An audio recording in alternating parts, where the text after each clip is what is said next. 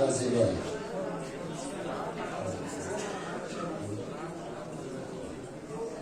از مسئولین خواسته‌ای داشتیم از زبان تمام هنرمندان.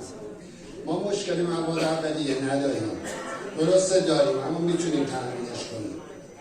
بزرگترین مشکل ما اینه که جامعه کشور ما شناختی نسبت به صنایع دستی نداره، شناختی نسبت به زیرساخت صنایع دستی نداره.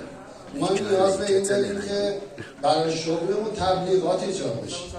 وارد هر شهری که میخوایم بشیم تو کل کشور به محض ورود به اون شهر تابلوهایی هست که میاد از صنایع دستی اون شهر تبلیغ میکنه، از مواد غذاییشون تبلیغ میکنه و اونقدر تابلو تعدد داره که وقتی یکی وارد میشه ناخودآگاه وقتی وارد اون شهر میشه اون تابلوهایی که دیده روش تاثیر میذاره و وقتی وارد اون شهر میشه میگه بذار ببینم این شغل چیه که اینقدر تبلیغ شده.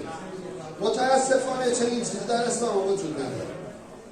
در اسلام وقتی وارد میشی هیچ تبلیغ از صنایع دستی نیست.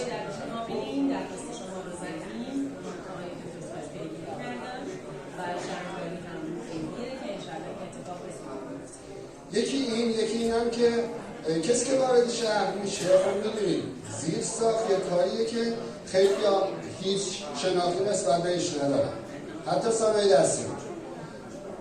درخواستی که داریم چند تا تلویزیون شهری در مراکز گردشگری استان اصفهان قرار بدن که این به صورت 24 ساعته فقط صنایع دستی رو تبلیغ کنه و همینطور تبلیغ هر روز در صدا و سیما.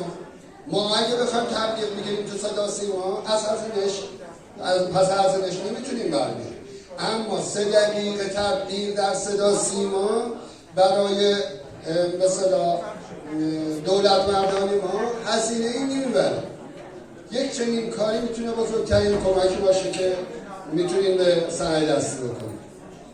جمله خورشید و مها چرخ و فلک در کارند، عاشقان ره این چرخ و فلک خمکارند.